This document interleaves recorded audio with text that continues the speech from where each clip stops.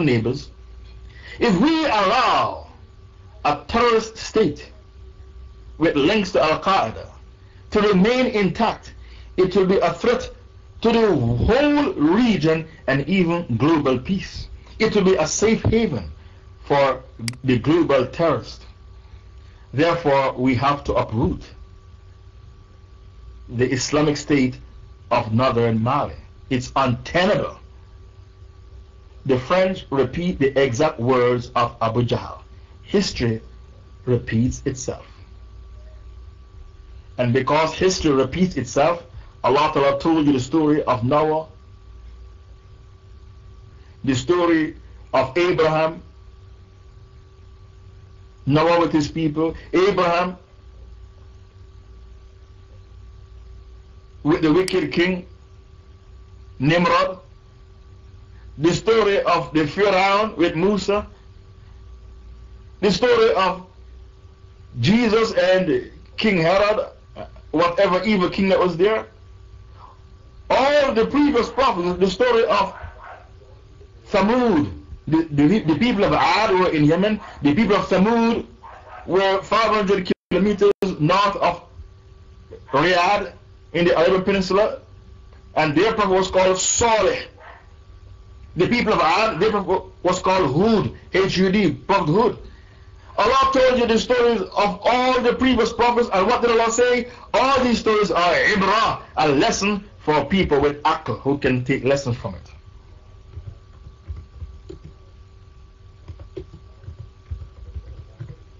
So why did Allah tell you the story of many prophets? Even Ibn Kathir wrote a book called Qisas Anbiya. It's in English. Stories of the prophets. Qisas Anbiya. Stories of the prophets. Ibn Kathir has a book called The Stories of the Prophets. Why did Allah tell you the stories of so many different prophets who came before Muhammad? The reason for that is because history repeats itself. And after Allah told you the stories of all the previous prophets, Allah said in Surah 6 verse 55, وَكَذَلِكَ نَفَصِلْ الْآيَاتِ وَلِتَسْتَبِينَ سَبِيلُ الْمُجْرِمِينَ وَكَذَلِكَ نَفَصِلْ الْآيَاتِ. Allah said, we made the signs, the ayat, clear to you in details, نَفَصِلْ, to teach you the ways of the criminals, the kuffar, the polytheists. This is the reason why Allah told you the stories of all the previous prophets. وَكَذَلِكَ نَفَصِلْ الْآيَاتِ وَلِتَسْتَبِينَ سَبِيلُ الْمُجْرِمِينَ. Surah 6 verse 55. We made clear to you the proofs, the evidences, the lessons, the signs, the revelations, نُفَصِّل, in details, for you the Muslims to learn the ways of the criminals. Why? Because history repeats itself. Abu Jahl was told by Abu Sufyan, go back, don't fight the Muslims. But he couldn't listen. He couldn't resist. He said, we need to finish them off. I don't care the caravan escaped. What about next caravan which is coming? What about other caravans which will be coming? This Islamic State of Medina is untenable. We need to uproot it. These are the words of Abu Jahl, and he lost at the Battle of Badr. Today we see the Tauheed of Europe repeating the words of Abu Jahl. We need to uproot the Islamic State of Timbuktu, northern Mali. But the end result will be exactly like the Battle of Badr. Before I took the mic, I was looking at Al Jazeera. You know what Al Jazeera said?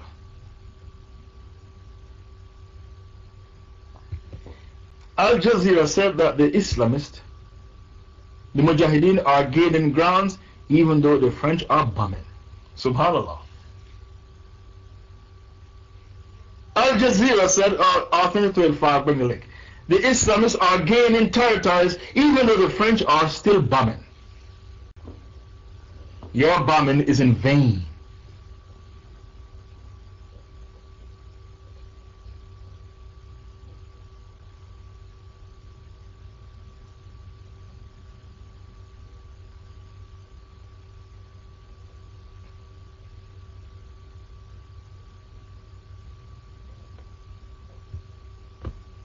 Mujahideen gained grounds despite the French bombings. Did you see that? Okay, you can watch it. You can go and read it later. Not now. I'm speaking now. Go and read the link later. Not now. The Kuffar, they put their tawakkul in weapons of mass destruction. The Americans did the same thing. The Americans were told, don't go into Afghanistan. We were there, we the Russians were there, and we lost. We left with our tail between our hind legs. Don't go there. But the Americans, they say, we are the most sophisticated army in the world. We can succeed where everybody else failed. The French failed, the British failed, Alexander the Great failed in Afghanistan. The Russians failed. But we're going to succeed because we are the one and only superpower in the world. We have the most sophisticated weapons. Our military academic are the most advanced military academy in the world. Look, history will record that we, the Americans, succeed where everybody else failed. They went into Afghanistan with pomp and glitter and pride.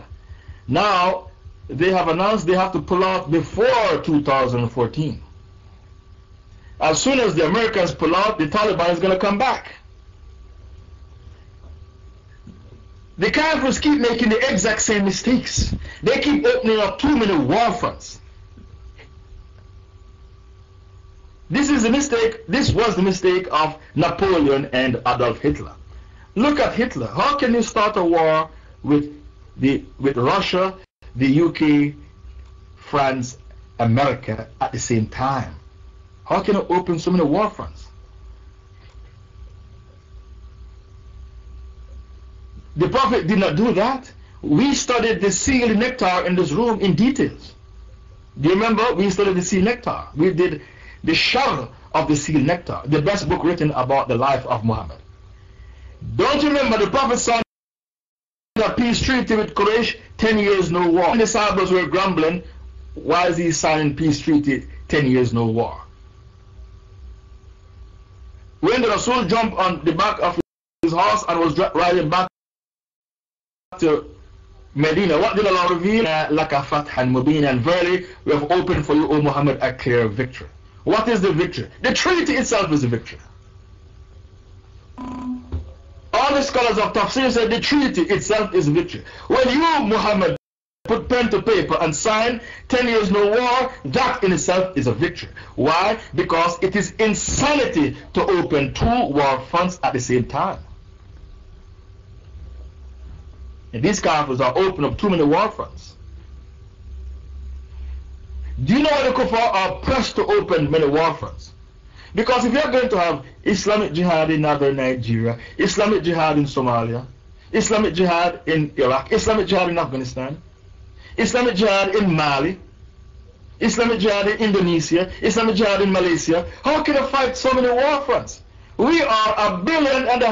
Don't forget that. You, the Kuffar, we have the number, not you. Number is on our side. If so many global jihad, so many war fronts are being opened up, how can you stretch your army so thin? Robert Bales in March 2012 went into a village in Afghanistan and killed 16 kids and shot them in their heads. Many of them 2-year-old kids at close range.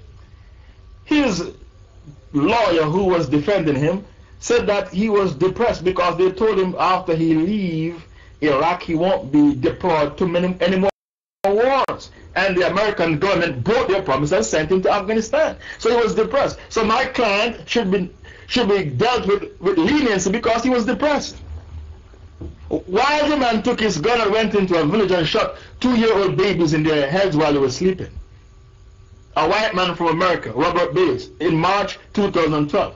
Because they broke their promise and said, after you leave Iraq, we won't send you to war again. And they sent him to Afghanistan. The man was depressed. So his lawyer is saying, you should be lenient with my client because he was depressed. They broke their promise to my client. You can't open too many war fronts because your army will be depressed. War is a very dirty game. War is not a picnic. War is not a picnic. War is a dirty game. So you are stretching your army thin, and the person who's in charge of the American soldiers, Panetta, his name is, he said suicide has become pandemic in the American army. Leon Panetta, that's his name, Leon Panetta. He released a statement and said suicide has become an epidemic in the American army because the people are stressed out. You spread yourself thin. People can cope with being on the battlefront for so many days. They have wives. Why do you think when Omar was a caliph, a woman was crying out, if I didn't fear Allah, another man will be riding on this bed? And she was a God-fearing woman. If I didn't fear Allah, another man will be riding on this bed. And Omar said, hold on.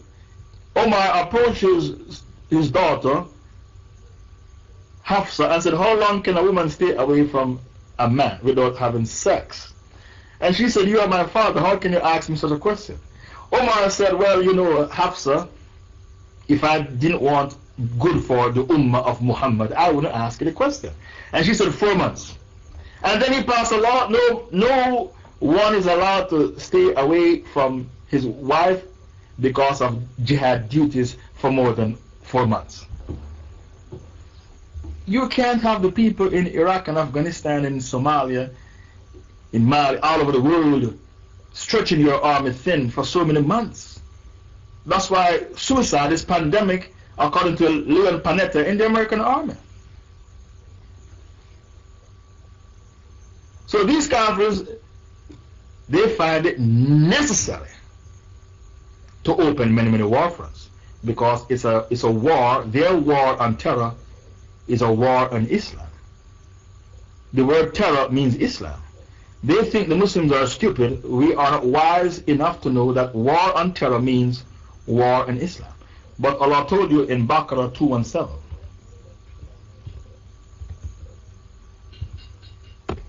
وَلَا يَزَالُونَ يُقَاتِلُونَكُمْ حَتَّى يَرُدُّوكُمْ عَنْ دِينِكُمْ إِنِ اسْتَطَاعُوا. And they, the kuffar, will forever fight you for the sake of your deen until they force you to apostate in istata'u, if they have the ability to do so. It's a very long ayah. I only want a piece that I quoted in Arabic. وَلَا يَزَالُونَ يُقَاتِلُونَكُمْ حَتَّى يَرُدُّوكُمْ عَنْ دِينِكُمْ إِنِ اسْتَطَاعُوا. They will forever fight you for the sake of your deen until they make you apostate. So because Allah said they will forever fight you, even though it is insanity to open many war fronts, they find it necessary to open these war fronts because they can't tolerate a Sharia state. They can't tolerate a Sharia state.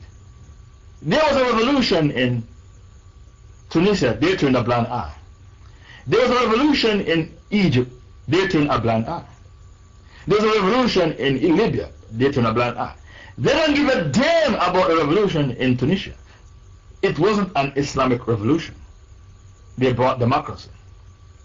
They don't give a damn, the Tauheed. They don't give a damn about the revolution in Egypt. It wasn't an Islamic revolution. They established democracy. They don't give a damn about the revolution in Libya. It was not an Islamic revolution. They established democracy. They are concerned about the revolution in Mali because they got rid of the Tauheed and established Sharia law. The word Sharia law touched a nerve with the kuffar. They hate Sharia because they worship their evil and corrupted desires. In France, a man can date his daughter. A man can have sex with his daughter in France. They worship their evil and corrupted desires. So the word Sharia touches a nerve with the kuffar because they worship their evil and corrupted desires, and Sharia is coming to enjoin the right and forbid the wrong. So the word Sharia caused them to have trepidation. They panic. It's horrifying, petrifying, and terrifying. The word Sharia is horrifying, petrifying, and terrifying for all the kuffar because they worship their evil and corrupted desires. And Allah told you about that in Surah 45 verse 23. أَفَرَأَيْتَ مَنِ اتَّخَذَ إِلَهُ هَوَاهُ Have you not seen he who worships instead of Allah his evil and corrupted desires? This is the God of the Democrats. What do they worship? Allah. Their evil and corrupted desires. If you get rid of one Tauheed, a dictator like Hosni Mubarak, to implement democracy, you got rid of one Jahiliyyah for another Jahiliyyah. You got rid of one Kufr for another Kufr. The only time a revolution is classified as an Islamic revolution is when you get rid of dictatorship or you get rid of democracy and replace it with Sharia law. Any revolution that didn't usher in the Sharia law, it is not an Islamic revolution. And if you die fighting for democracy, you commit suicide to be in hellfire to abide forever. Democracy is a religion, it's a religion of the Freemasons. So if you're a Democrat, you are yet to be a Muslim. You are not a Muslim, you're a Freemason. Democracy is a religion of the Freemasons.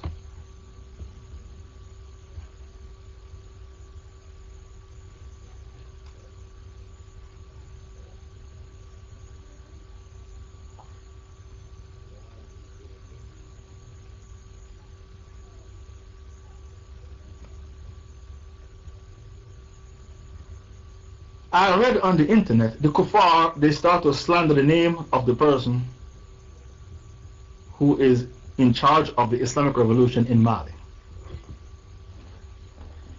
They said when he was younger, he was drinking whiskey. What did they say on the internet? If you are the leader of an Islamic revolution, they accuse you of child porn, they accuse you of adultery, they accuse you of whiskey. They find something to accuse. It's called propaganda warfare. And these infidels, they fight you on many, many fronts.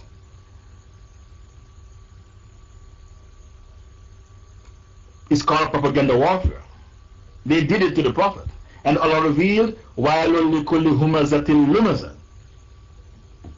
الَّذِي جَمَعَ مَالًا وَأَدَّدَ. Woe be unto every slanderer and backbiter. They did it to the Prophet. It's called propaganda warfare. And Allah revealed Surah 104. Surah 104. وَيْلٌ لِكُلِّ هُمَزَةٍ لُمَزَةٍ الَّذِي جَمَعَ مَالًا وَأَدَّدَ. Woe be unto every slanderer and backbiter. They claim that the person who is leading the Islamic revolution in northern Mali, they show his picture. He's a white Arab, look like he's from Morocco or Algeria originally. He's a white Arab from either Algeria or Morocco. They said that in his heydays when he was younger, he used to drink whiskey. This is expected because it's called propaganda warfare. They assassinate your character. The leader of Al-Muhajirun in the UK, they said when he was young at university, he seduced many, many white girls. Did you know that? That's what the Kafir said about him in the Sun newspaper. I read it with my 2 eyes. When he was young at university, he seduced many, many white girls. And when he thought he had enough white girls, he turned to Allah. The Sun newspaper in the UK said that. They said that the person who is in charge of the Islamic revolution in Mali, when he was younger, he drank whiskey. We don't give a damn that he drank whiskey. We are not Khawarij. Who is a Khawarij? A Khawarij is a person who doesn't forgive. He has no rahmah in his heart, no mercy. He has no mercy for the Muslims. So what if he drank alcohol? Who cares? Allah said in a hadith Qudsi, Ibn Adam, لو أتيتني بقراب الأرض خطايا, O children of Adam, if you come to me with your sins reaching the sky, as long as you didn't commit shirk, I will grant you forgiveness, wala ubali, and I do not mind. So what if he drank whiskey? Don't you know some Sahabas drank alcohol? We are not Khawarij, the dogs of Jahannam, therefore we forgive. A Khawarij is a dog of Jahannam. He has no mercy in his heart for the Muslims. We forgive. Because a man used to drink alcohol in the time of the Prophet. And he used to make the Prophet laugh a lot. He was always cracking jokes and make the Prophet laugh. But he used to drink alcohol. One day a man said, "May the curse of Allah be upon you. Look, you have been flogged for drinking alcohol. You have been flogged very often for alcohol." The Prophet heard him say, "May the curse of Allah be upon you. Look, you have been flogged for alcohol." The Rasul said, "Don't curse him. Wallahi, he loves Allah and his Rasul." The Prophet took side with the drinker. "Don't curse him. Wallahi, he loves Allah and his Rasul." This is the hadith we use to flush the aqidah of the Khawarij down the drain. People who don't have any mercy in their hearts for the Muslims. Even though Allah said, "If you come to me with your sins reaching the sky, as long as you did not do shirk, you didn't worship false deities, I will grant you forgiveness and I don't mind. Wala ubali." This is a hadith Qudsi. I think the admins bought the hadith already. So your propaganda warfare against the leader of the jihad in Mali, it's not going to work. Because there is no such a thing called a perfect Muslim. Some Sahabas commit zina and drink alcohol. And takfir was made in them. So what if this man, we don't give a damn if he seduced 1,000 women before he started the jihad. You know why? Because a man who makes tawbah is like a man who had no sins. We don't give a damn if he drank 1,000 bottles of whiskey before he started the jihad. Because the Rasul said, if you didn't commit sins, Allah would wipe you out of creation and bring about a new creation who would sin. And when they seek forgiveness, then Allah will forgive them. This hadith is found in Sahih Muslim. If you didn't commit sins, Allah would wipe you out of creation and bring about a new creation that would sin. And when they seek forgiveness, then Allah will forgive them. We are not Khawarij. Therefore, we don't hold Muslims. We don't use their past against them. We are not Khawarij. We are not the dogs of Jahannam. Therefore, we don't use somebody's past against them. We don't use somebody's past against them because we are not Khawarij. And who are the Khawarij? The Puritans, the dogs of Jahannam.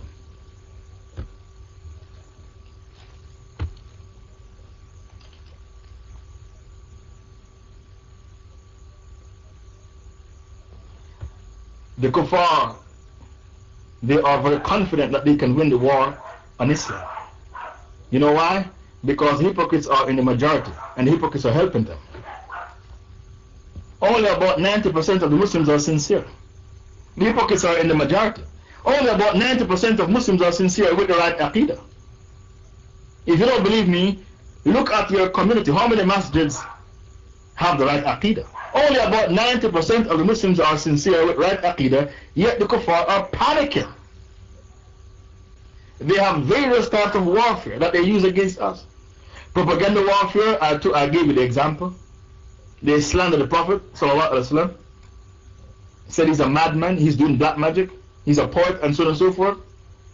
Then they have financial warfare, economic warfare. They freeze your assets. They go for the money, they freeze your assets. 90% of the Muslims have dodgy aqidah, that's what I said. 90% are not sincere. That's why you will struggle to find a masjid on a Friday to go and pray Jumu'ah. All of you will struggle to find a masjid that you can go and pray Jumu'ah and hear a proper khutbah. Because 90% of the Muslims are not sincere. They have wrong aqidah. They badmouth the mujahideen.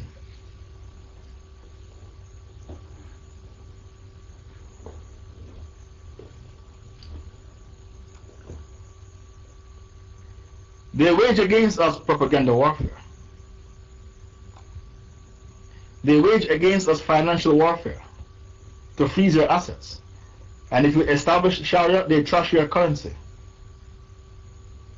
They use the international financial system to trash your currency.